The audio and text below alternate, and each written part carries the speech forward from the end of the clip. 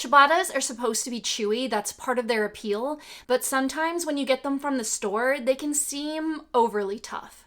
Making them from scratch solves that problem. Ciabatta dough is a high hydration dough, meaning it's got a lot of water in it, which allows it to do 3 things. Having a lot of hydration in the dough allows it to rise and puff up and get those nice, light, airy holes in the ciabatta that you're used to. It also means that a wet dough is going to be very sticky. We want our ciabatta bread to have an open crumb. That means that they're going to be light, airy holes all throughout it, and it's going to puff up in the oven. For reference, something like a cake or sandwich bread has a tight crumb. You don't want holes in that. You want it to be even, but that's not what we want with ciabattas. The night before you make your ciabattas, you want to make the yeast starter, which is called a biga. So we're going to mix 1 cup of flour with 3/4 cup water and 1/2 teaspoon of yeast. So the first thing I'm going to do is add the yeast to the water and stir it up.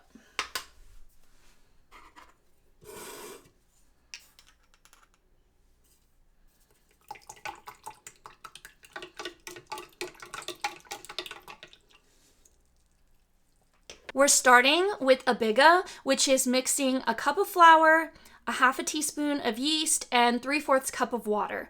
That's going to do a few things for our ciabatta. First of all, it's going to deepen the flavor and give us some more yeasty, kind of sourdoughy taste without having to make sourdough. It's not going to be that extreme, but it does give you that extra flavor that just mixing and baking right away doesn't give you. The biga is going to allow the dough to have an open crumb, so without having to manipulate your dough so much and make it too elastic or tightened. So that's why we're going to use this. And it's super simple. The night before, you're just gonna mix water, flour, and yeast, leave it out at room temperature, and then you'll use it the next day in the recipe. Because this is a starter, I don't worry about weighing the ingredients. I'm just going to use a cup of flour.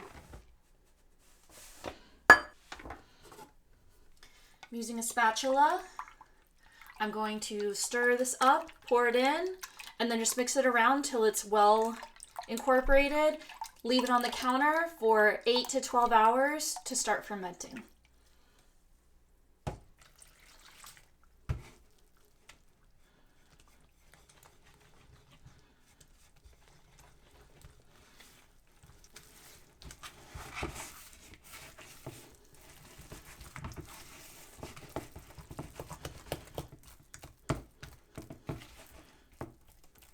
So make sure to incorporate all of that dry flour. And once everything's incorporated, we're just going to cover it with plastic wrap. After we have the plastic wrap on, I'm just going to drape over a kitchen towel so everybody knows to leave this alone. Set it back there to do its thing. And tomorrow we will make ciabattas. All right, our biga has had 12 hours to ferment. Let's take a look.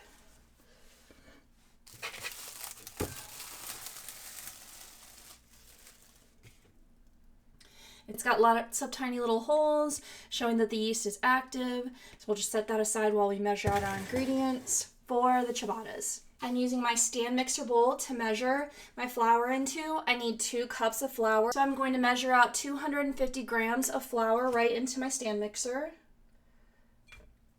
For the biga, I don't mind just using a measuring cup, but for this I like to measure just to be a little more accurate.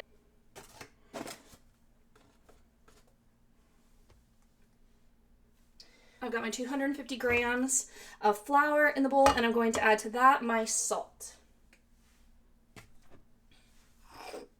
So I'm going to put it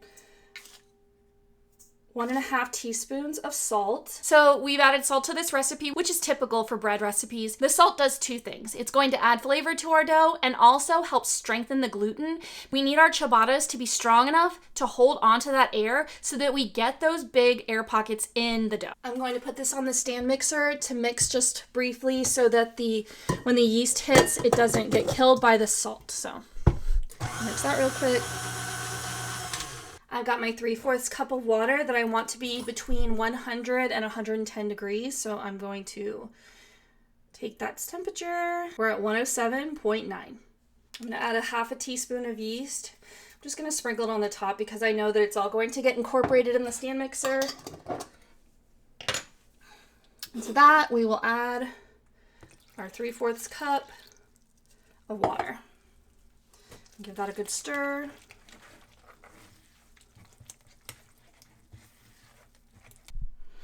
All right, now I'm going to pour our bigger mixture in slowly while I have the stand mixer spinning on number 2.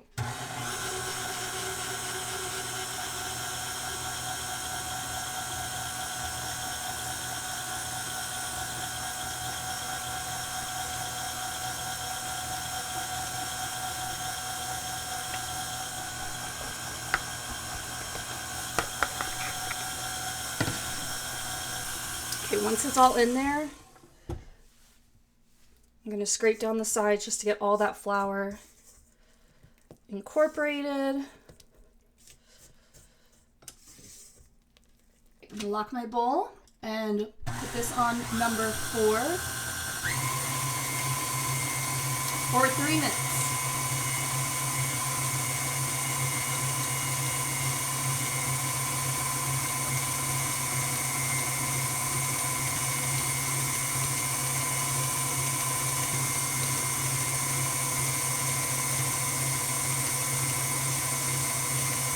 All right, it's been 3 minutes. My dough looks wet, but it also looks a little bit more gloopy than I want it to be.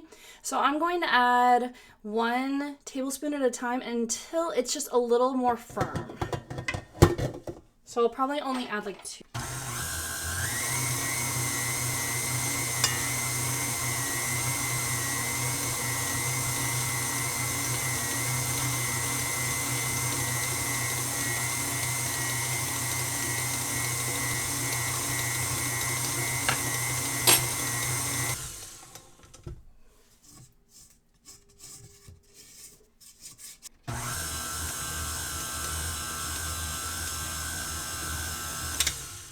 All right, now that flour is incorporated, I'm going to give this 10 minutes to rest so that the gluten can relax and so that the flour can absorb all of the liquid. All right, our dough has had 10 minutes to rest, relax, and allow the flour to absorb that water.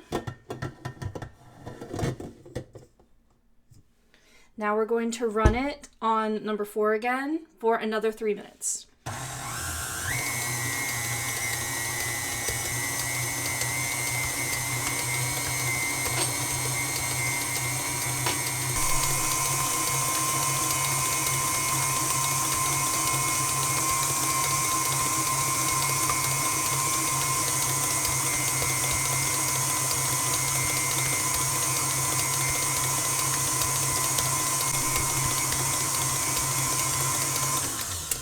Okay, our dough has had 3 minutes. The gluten really was developing. It was making like spider webs on the side of the bowl. So I'm going to scrape off the hook.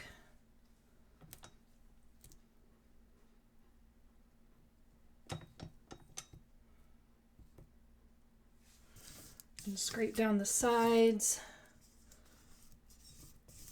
before we let it proof. I'm gonna leave my dough hook on my machine because when we come back, I'm going to use it to knock the air out. But now it's time for the dough to proof for the first time. And I'm going to leave it in this bowl.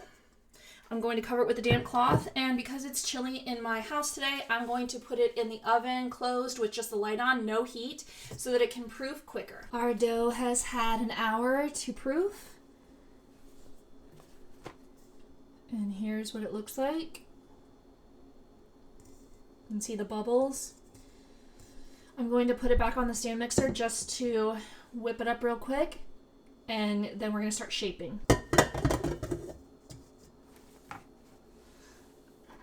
First, I'm going to dust my work surface with my little wand. Just going to do a real quick mix. Just to pull it all together. You can see it's pulling it off the sides.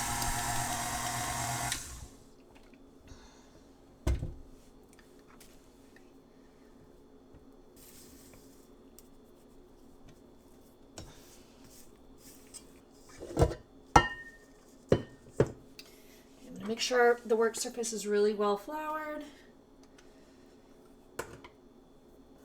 And then turn it out.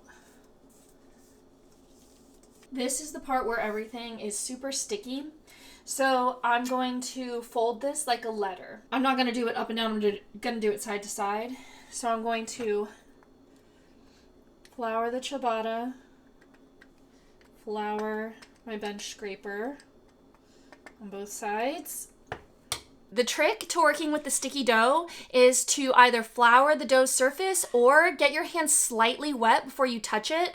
Not sopping wet, just like rinse your hands off and kind of shake them off.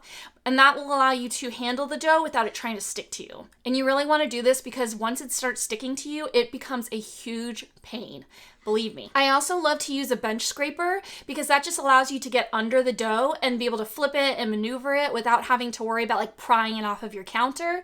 And then I also have a little flour dusting wand that can dust the flour evenly instead of trying to throw it yourself. I can't throw it right. I just end up throwing like a stream of flour in one spot and it doesn't disperse. But I really like to shake it around so it's an even coat all over my work surface. Go under it, flip it to the middle. Go to the other side, flip that to the middle. And then we're just going to let that sit for 15 minutes to let it rest. When we're shaping our dough, we want to do it quickly and gently so we don't knock out too much of the air bubbles that we're creating when we make the dough. Okay, it's been 15 minutes. I'm going to do another letter fold.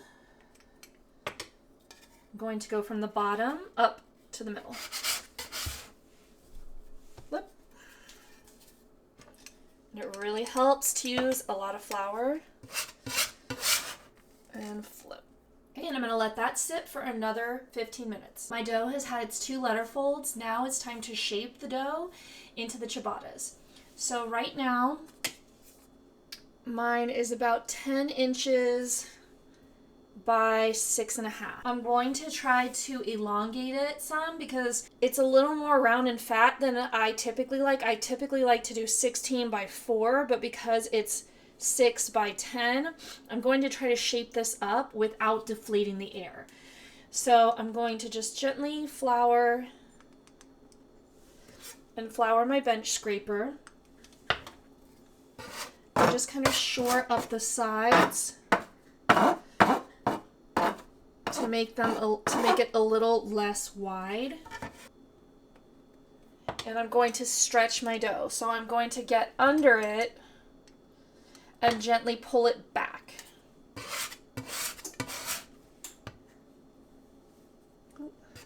Dust my hand with flour real quick. And pull out.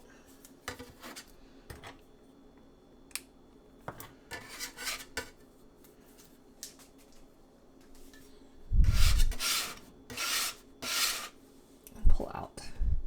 Now I'm going to measure to see how long it is. Okay, now it's 14 inches long. I'm going to shore up my sides again. Just a little bit. Flour my hand again. Flour the bench scraper again.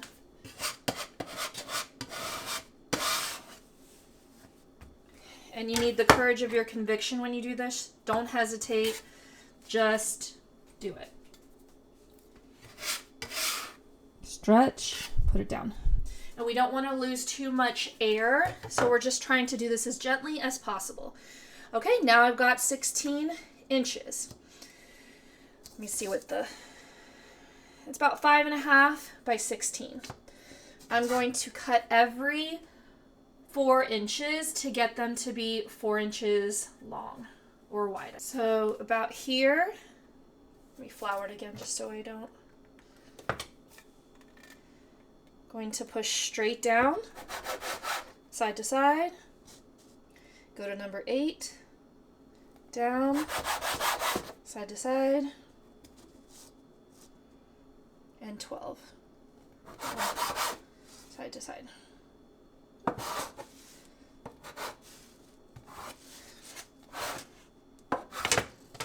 Now I'm going to put them on a parchment lined baking sheet and let them proof for 30 minutes or until they've doubled in size.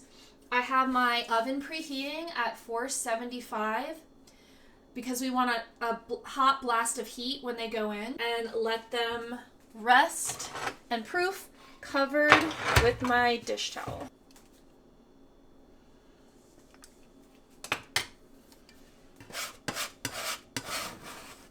Ooh, quickly move it.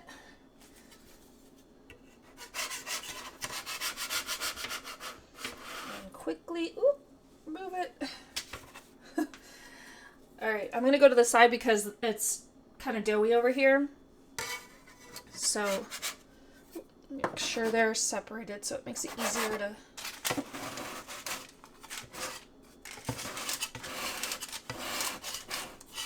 I've gotten all 4 of my ciabattas on the cookie sheet. I dusted them with flour just a little bit because I'm going to cover them with my damp towel and I don't want them to stick. So I'm just going to cover these and let them proof for about 30 minutes until they've doubled in size. All right, the ciabattas have had 30 minutes to proof. They have had time to proof. They've spread out quite a bit. This is a very wet dough. If you don't like yours quite as spread as this, you can also add more flour to your dough as you're working with it. Dough really needs to be tended to by what it needs. The humidity and the temperature in your house can affect how wet the dough is. So you just have to kind of work with it. This is a little wetter than I'm used to, but it's still going to be good and it's still going to rise nicely.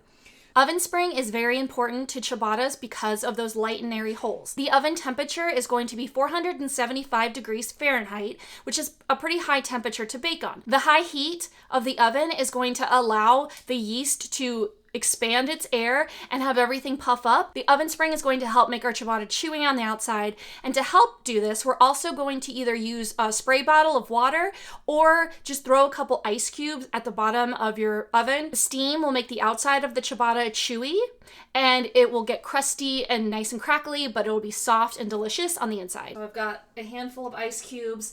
I'm going to open the oven, throw the ice cubes on the bottom, and put the ciabattas in the middle rack. The ice cubes are going to help steam the outside so that we get a chewy, crispy texture on the outside while the inside stays moist. We're going to cook these for 15 to 18 minutes. I'm going to check them at 15 to see how much longer they need. Our ciabattas have had 15 minutes in the oven. I'm going to check to see if they're done using an instant read thermometer. We're looking for 200 degrees Fahrenheit.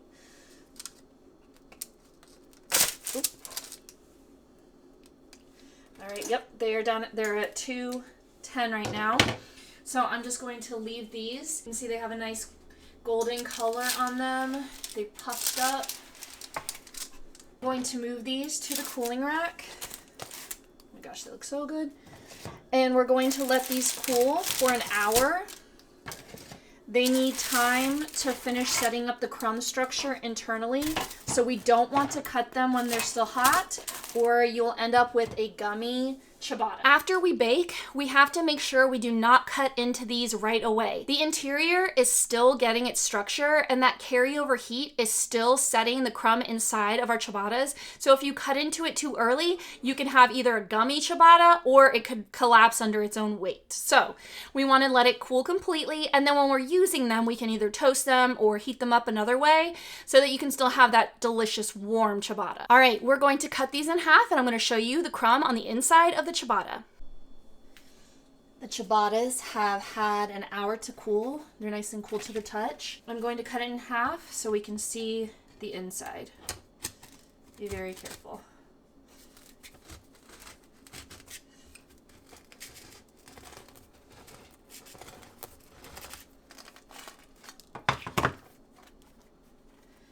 All right, and we've got a beautiful ciabatta. Nice airy holes. Looking delicious. If you enjoyed this recipe, please like and subscribe. I would love to have new viewers on my channel. If you want the recipe for this ciabatta bread, it's at my website, The Bluster and the Burrow. I will link it below in the description box. Just the night before, you're going to mix the water, flour, and